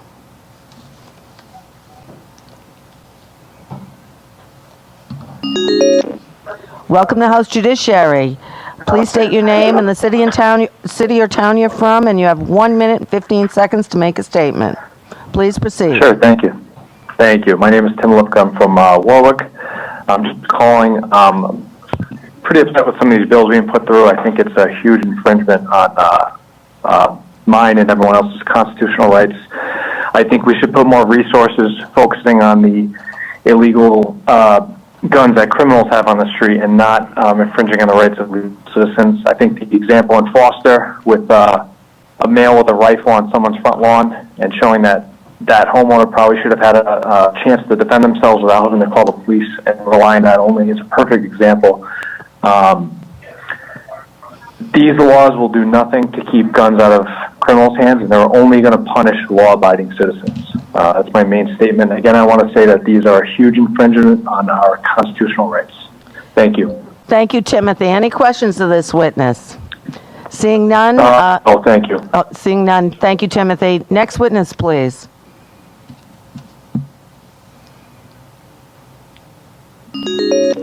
Welcome to House Judiciary. Please state your name, the city and town you're from, and you have 1 minute and 15 seconds to make a statement. Hello, good evening. My name is Paul Lambert. I'm a resident of Nelsonfield, Rhode Island. First and foremost, I'd like to thank Madam Speaker and the other representatives, and extremely excited throughout the day. I've been watching your constructive debate go on this topic. I'm a retired 25-year veteran from the city of Woonsocket and EMT. Last 2 years, I did pick up another sport of shooting, actively shooting, between my snowmobiling and my boating. And I'm an active member of the Sales Hill Rod and Gun Club. I'm a responsible gun owner. And with that being said, after about close to pushing 60 years old, I'm just kind of tired of laws and restrictions applied to law-abiding citizens on debate going on. So it looks like I am opposed to all the anti-gun laws. And with that being said, that's all I have to say. Thank you, Paul. Any questions from any member of the committee? Seeing none, we'll take the next witness. Welcome to House Judiciary. Please state your name, the city and town you're from. You have 1 minute and 15 seconds to make a statement. Please proceed. Hi, this is Allison Anderman, Senior Counsel at Giffords Law Center to Prevent Gun Violence, the organization led by former Congresswoman and survivor Gabby Giffords. And I'm here to express our support for HB 5970 and HB 5553. These bills are evidence-based and constitutional. Now, of course, I can't review the research and case law in 1 minute and 15 seconds, but I'm happy to provide this data to anyone who would like it. So all I really have time to say is that I urge you to reject gun extremism and the people who oppose any and all evidence-based gun laws that are shown to work, and to pass these bills out of committee. Thank you. Thank you, Allison. Any questions for this witness from any member of the committee? Seeing none, we'll take the next witness, please. Welcome to House Judiciary. Please state your name and the city and town you're from. You have 1 minute and 15 seconds to make a statement. Please proceed. Hi, my name is Jennifer Moffett. I'm from Warwick, Rhode Island. I am opposed to all of the anti-gun bills, so I'll focus today on H5381. I'm going to agree with the sponsor of the bill. This bill is very poorly written, and so for that fact alone, should be pulled off the table immediately. A couple of the things that are wrong with this bill, I'll point out. I know a lot of people have talked about the HIPAA, but what I want to know is, what are we putting in place to protect HIPAA? I am a medical professional. We have to have things in place to provide safety, storage, and protection for this information, and I want to know what is going to be done to make sure that that happens in gun stores and where else. I'd also like to know who is going to be making the decision about these diagnoses. Will it be medical professionals? Is it going to be gun store owners? Is it going to be police officers? Are you aware that there are over 450 mental disorders out there? Are we going to limit gun ownership based on whether you're a compulsive gambler, you have an eating disorder, you have postpartum depression? I know you're going to probably roll your eyes at this, but there are a lot of mental disorders out there that have no history of violence whatsoever. And to think that you are going to be able to decide about my rights based on something so arbitrary and subjective is really disturbing. The medical community has struggled for decades to increase mental health awareness, and you are going to set us back decades by doing something so important. Thank you for your testimony. Your time is up. Are there any questions of this witness? Representative Norrie. Thank you, Chairwoman. I just want to acknowledge that you make several good statements. My wife works in the medical field, and she asked me some of the same questions about HIPAA compliance as well, so that aren't outlined in the bill. So thank you for your testimony. Thank you. Thank you. May we please have the next witness? Welcome to House Judiciary. Please state your name and the city and town you're from. You have 1 minute and 15 seconds to make a statement. Please proceed. Jeremiah Yaw from Situate, Rhode Island. I am opposing H5381. I am opposing H5386. I am in support of H5395. I oppose 553. I oppose H554, H555, oppose, H556, oppose, H557, support, H558, support, H5639, support, H5726, oppose, H5727, support, H5730, support, H5582, support, H5942, oppose, H5969, oppose, H5970, oppose, H5971, support, H5927, support, H5973, support. And that's it. Thank you, Jeremiah, for your testimony. Any questions from any member of the committee? Seeing none, we'll take the next witness, please.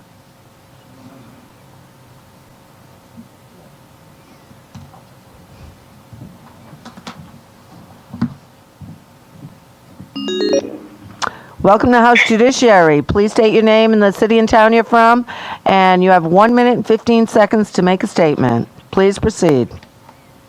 Hi, my name is Liam, and I'm calling to oppose 5970. And I would also like to say that I highly support 5971, creating an appeal process for concealed carry permits. And also, I highly oppose 5381.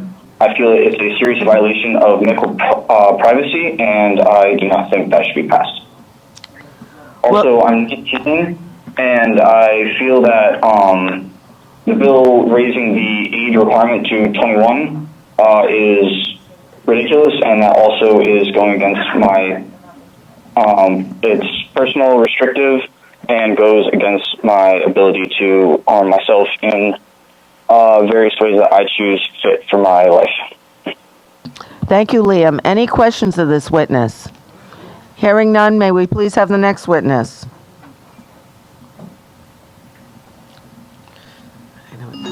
Funny. Welcome to House Judiciary. Please state your name and the city and town you're from, and you have 1 minute and 15 seconds to make a statement. Please proceed.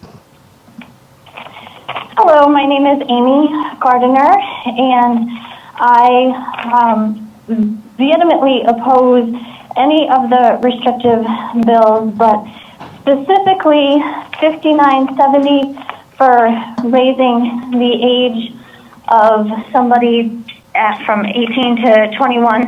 I just feel we do not have strong data, and we should not treat young adults like they cannot actually act like adults.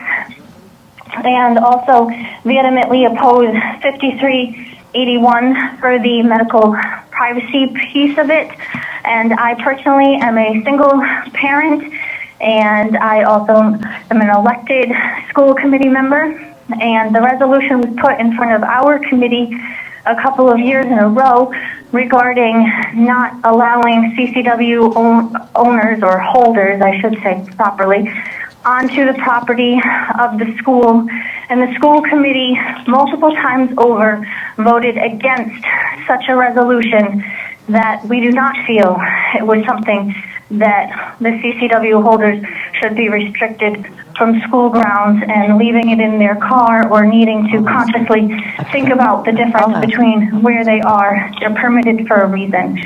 And I want to support 5971 and 5972 very strongly. Thank you, Amy. Thank you for your time. Thank you, Amy. What town were you from, please? Exeter. Exeter.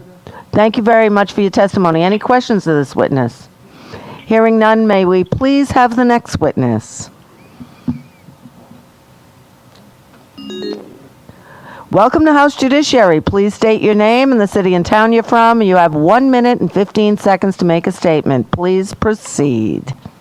Okay, great. Hi, my name is Michael Pignataro. I'm from West Kingston, Rhode Island, and I just want to give you a little background on myself quickly. I had 2 years in the Navy and submarines, and I transferred to the Army. I flew helicopters in Vietnam for the first cab. I lost my right foot, but I flew for a living afterwards. I flew 25 years for the Port Authority in New York, New Jersey police. These bills, all of these bills that are against firearms, all they're really doing is just, putting roadblocks in front of law-abiding citizens. Criminals, this will have no impact on a criminal at all. With the COVID and everything else that's going on, people are stressed out enough, and this is just adding more stress where it's really not needed. I thank the committee for, listening to me, and I would hope that you would vote against the bill and any bills like this in the future. Thank you very much. Thank you, Michael, for your testimony, and thank you for your service. Any questions of this witness from any members of the committee? I know we all want to thank you for your service. Thank you. Seeing none, we will proceed with the next witness, please. Okay, thank you. Thank you.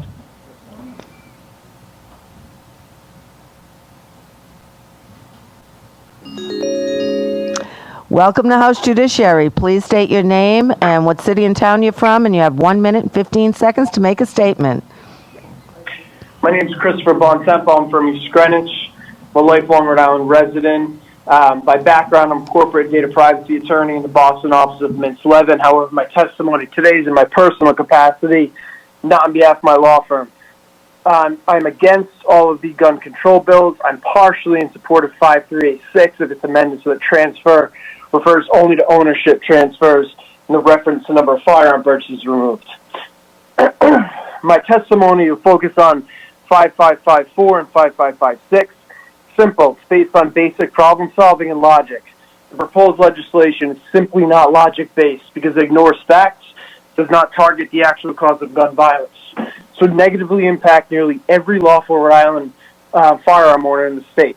Let that sink in. That's thousands of Rhode Islanders. We're sincere about reducing gun violence. We ask you to follow the silence. Direct your attention to two recent Boston University studies, the latest of which was published in 2019 in the Journal of Rural Health. I've emailed every member of this committee a link to the studies and have emailed the clerk a copy for distribution. The main thrust found that who owns guns, not which guns, is the overwhelming factor in reducing gun violence. The studies found that Thank you, Michael. Michael, thank you for your testimony. Your time is up. Any questions of this witness? Seeing none, may we please have the next witness? Oh, that was Christopher. I'm sorry, Christopher. Welcome to House Judiciary. Please state your name and the city and town you're from, and you have 1 minute and 15 seconds to make a statement. Please proceed. Yes, my name is Kevin Daniel, so I'm from Lincoln, Rhode Island, and the bills that are being passed right now I think are clearly unconstitutional. They're infringement upon the Second Amendment. None of these bills are targeted towards criminals, and in fact I think most of these bills are going to make law-abiding citizens criminals overnight, and I don't think any of these are for the protection or the betterment of the public. I think these are just an infringement upon our rights and upon our freedom. That's all I have to say. Thank you for your testimony, Kevin. Any questions from the members of the committee?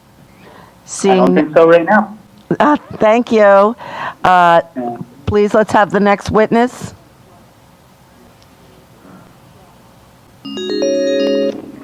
Welcome to House Judiciary. Please state your name and the city or town you're from, and you have 1 minute and 15 seconds to make a statement. Please proceed. My name is David Eichmann from Newport, and I'm the president of the Rhode Island Firearm Owners League, and I'm opposed to all the gun control bills that have been introduced. You heard a few things about the Constitution here, that some claim that these bills will not violate the Constitution, which may or not, that's an opinion, and the courts have had various opinions on this as well. But just because a bill does not violate the Constitution doesn't mean that it's going to make us safer, which is the case on these bills here, because they won't. And, I contacted the state police about these, and it doesn't even appear that they track the types of weapons we're trying to ban here, so how do we know it's going to make anyone safer? And I'm also a little disappointed about the whole process with it such a controversial issue. It's like a minute and 15 seconds is not enough time, where in the past we had unlimited times. I mailed in 19 written testimonies, only one has been posted. I know 15,000 emails were sent out from our servers. I doubt all of those have been posted. There are a few of them, as a matter of fact. And there was another 15,000. The form letter was sent out, and many of those have not been posted either. I think we should be able to come up with a process that could be better than this. Incorrect. Thank you for your testimony. Any questions of this witness? Representative Norrie. Thank you, Chairwoman. Could you send me an email? I want to see if I received your other emails. Rep-Norret, N-O-R-E-T, at rhodeislandlegislature.gov. Thank you. Thank you, David. Seeing no other questions, we'll take the next witness, please. Welcome to House Judiciary. Please state your name and the city and town you're from, and you have 1 minute and 15 seconds to make a statement, so please proceed. Hi, my name is Nathan Smalling. I'm from Cranston. And I just wanted to say that in general, I think that a lot of the bills that we're hearing are they're frankly silly. They punish people who are law-abiding citizens, and they don't do anything that would really stop crime. And in general, they take advantage from people who really could be using these tools. I mean, I know people who have, almost been abducted. I know people who have had all sorts of horrible experiences because of their preferences, because of their gender identities. And when you're trying to limit firearm ownership, the thing that you've got to understand is you're not just talking about your average Joe. You're also talking about people who really do have them as an equalizer. People. Thank you, Nathaniel. Your time is up. Are there any questions of this witness? Seeing none, may we please have the next witness?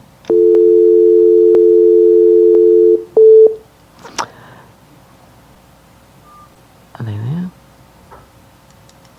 I don't think so.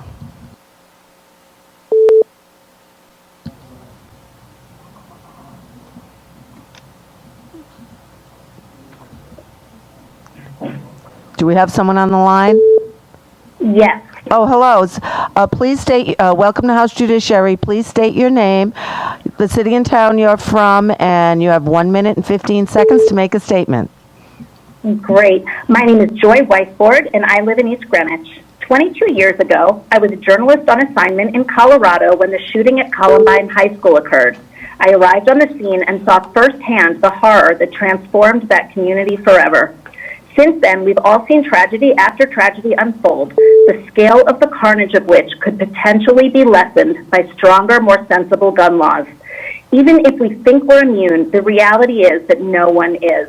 My sister and brother-in-law and their family belong to the Tree of Life congregation in Pittsburgh, where 11 people were killed 2 years ago. They never would have thought. My then 16-year-old nephew watched his neighborhood become a crime scene, and his whole worldview and sense of security was forever changed. In a separate event that same year, a classmate of his was shot and killed, and teachers and kids at the school had to grapple with how to handle the situation. Did they take his desk away from the classroom as if he was never there, or leave his desk there empty as a reminder of his horrible, senseless absence? There is no right answer. There never will be. My personal feeling is that I would give up anything, any possession, any hobby to bring back a mother, father, a husband, wife, a child. Wouldn't you? I fully support the gun safety measures under consideration and hope they pass out of committee and move on to the full House vote. Let's make Rhode Island as safe as it can possibly be and try to minimize our citizens' and children's experience with the devastating effects of gun violence. Thank you. Thank you, Joy. And any questions of this witness from any member of the committee? Seeing none, we'll go on to our next witness. Do we have a witness on the line? Any witness on the line, please? Welcome to House Judiciary. Please state your name and your city and town that you're from, and you have 1 minute and 15 seconds to make a statement. Sure, thank you. My name is Vladimir Kosciukovsky. I'm a resident of Lincoln, Rhode Island. I'm a naturalized U.S. citizen. My two beautiful daughters were born here. So I lived and worked many places in the world, and I truly appreciate the freedoms granted to me as a naturalized U.S. citizen by U.S. Constitution, in particular the fact that through responsible, allowing me responsible, or granting me responsible firearm ownership, right, giving me the means to defend myself and my family, where I have not seen anywhere else in my previous life. I believe that those anti-gun bills, and I sent also written testimonies to indicate specifically my position on each of them, will do nothing to reduce crime. They'll put undue hardship, legal and financial, on me, reduce my ability to defend my family and anybody else who might benefit from my protection, and pretty much doesn't do anything, knowing what they intended for, good intentions. Also, I am horrified with the thought that my kids go to public schools and there's, apart from the police officer, there's nobody else who could possibly protect them and other unprotected kids, because if people, responsible gun owners, are not allowed to carry firearms. Thank you, Vladimir. Your time is up, sir. Thank you for your testimony. Is there any questions from any member of the committee of this witness? Seeing none, thank you again, and please proceed with the next witness.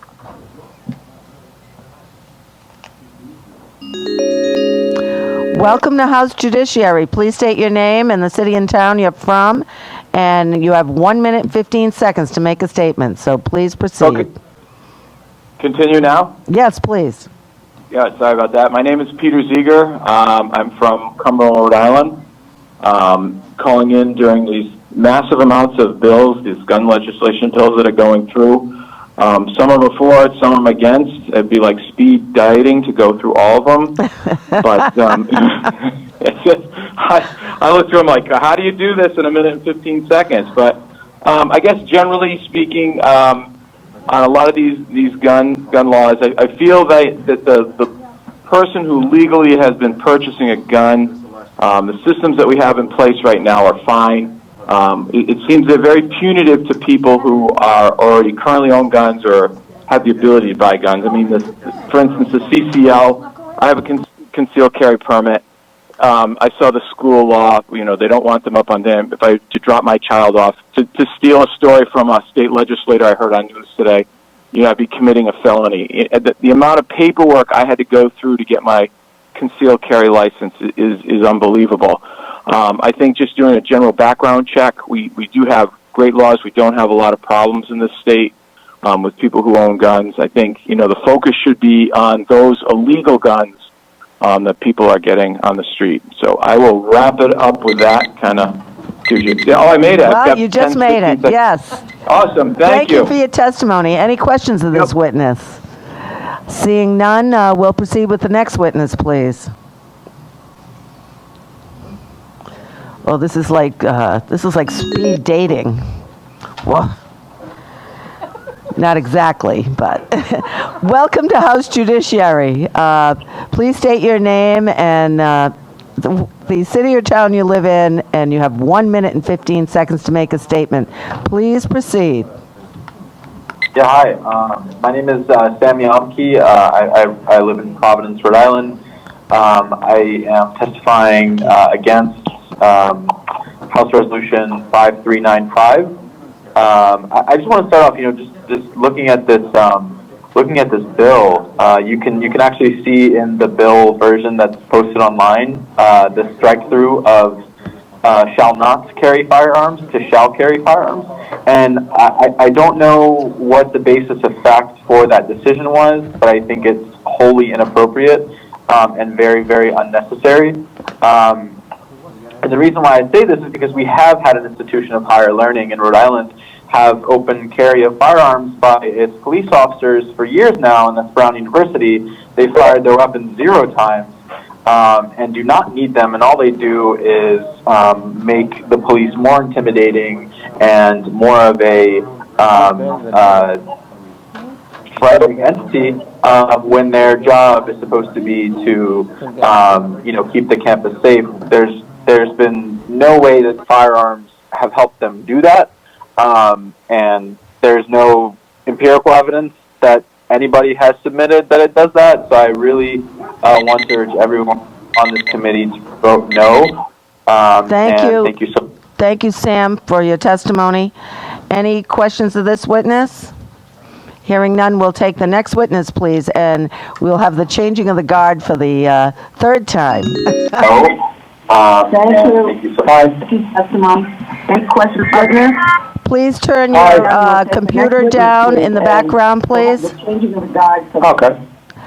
And please state your name, the city or town you're from, and you have 1 minute and 15 seconds to make a statement. Please proceed.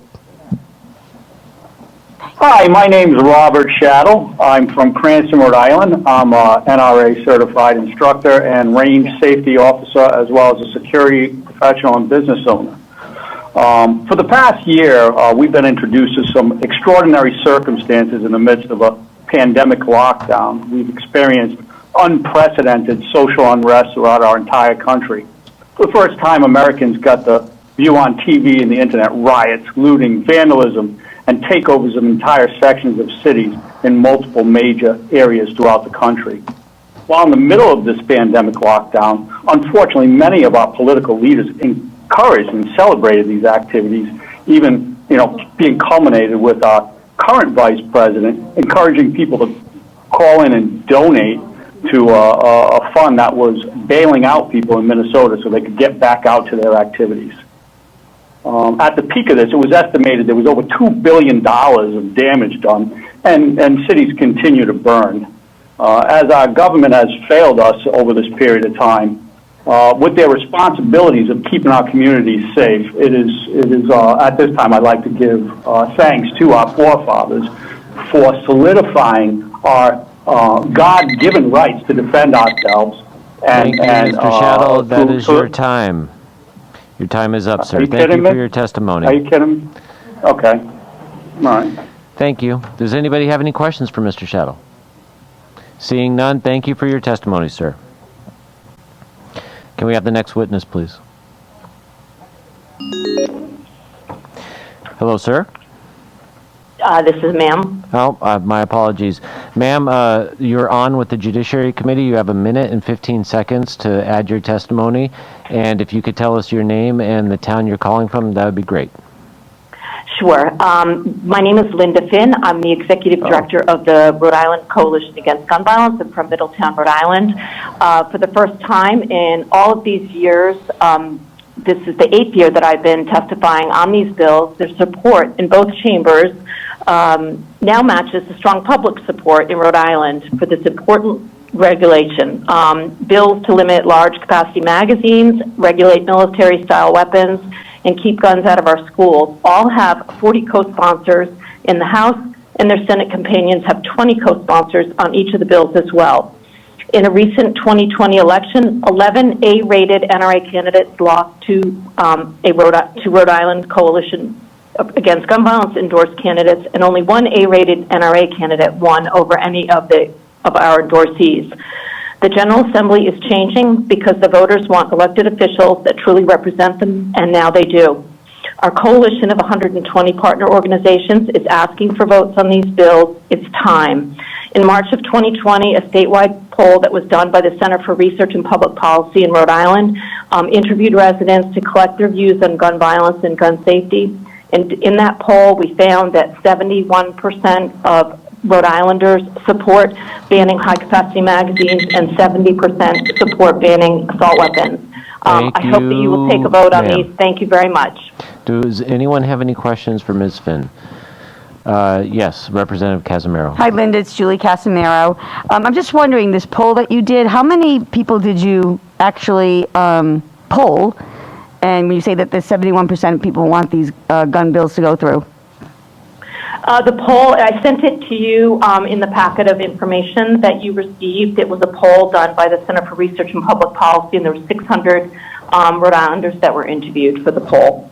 And it covered all the different various counties. In the testimony that I submitted, you can see a breakdown by county of what the responses were. And a poll of 600 in a state of Rhode Island is an average poll that's normally taken. Thank you.